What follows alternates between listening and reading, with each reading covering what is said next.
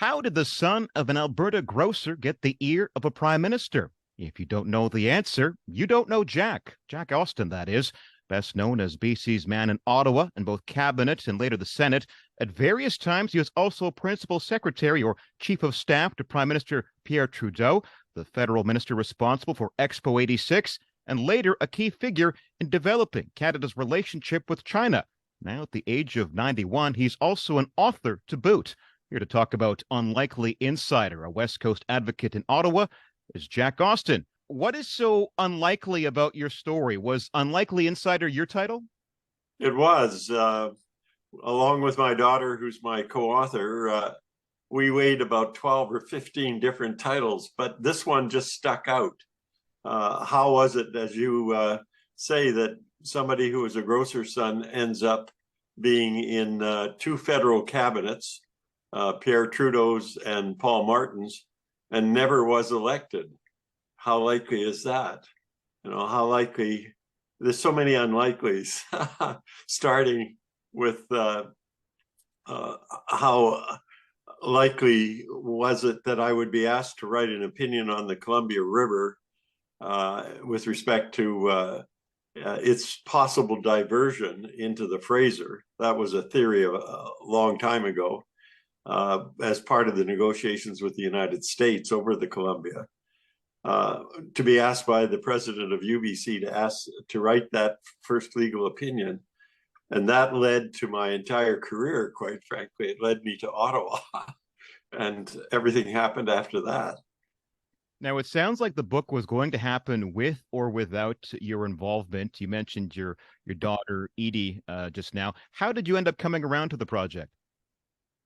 My attitude in my 80s, I'm very well. I'm very alert, and I was busy doing things. And I said to Edie, I don't know whether I want to put time into writing a book looking backwards. I've got lots of forward-looking things to do, lots of challenges ahead of me that are fun, and more fun than maybe writing about it. But Edie was persistent, and many of my friends at UBC and SFU said, "You have a story to tell, and it needs to be told."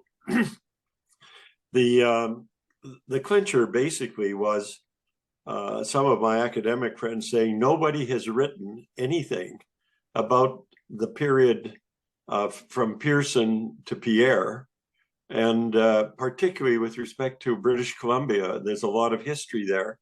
Nobody's written anything about Arthur Lang. Nobody's written anything about Expo 86, the background story. There's stories that you should tell. So finally, Edie started without me. And then I decided I better catch up. One of the highlights of the book, for me at least, was your time as principal secretary to Prime Minister Pierre Trudeau, especially the story of you talking him out of using taxpayer dollars to put in a swimming pool at 24 Sussex Drive. What happened there? Well, basically, he is a swimmer, and he was using the pool at the Chateau Laurier Hotel. And the security had to clear everybody out and give him an hour where nobody else could use the pool when he was there. And there were complaints. And Pierre said, in any event, I should have a swimming pool. Every prime minister should be able to swim for exercise at the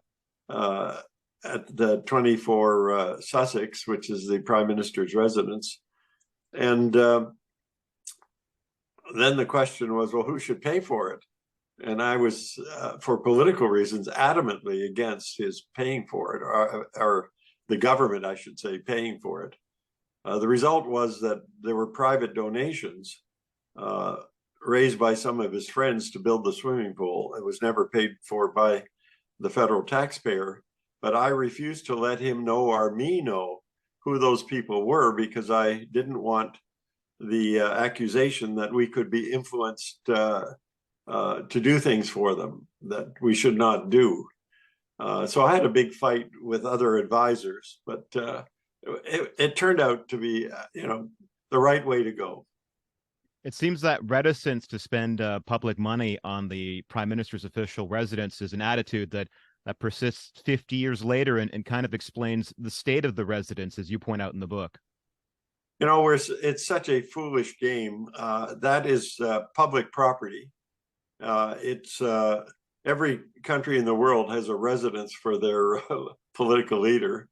And the accusation that, all we're doing is spending public money on private purpose is just nonsense. And so the house is falling down, and no prime minister wants to use it.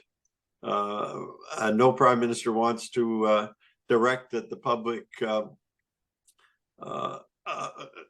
service repair it.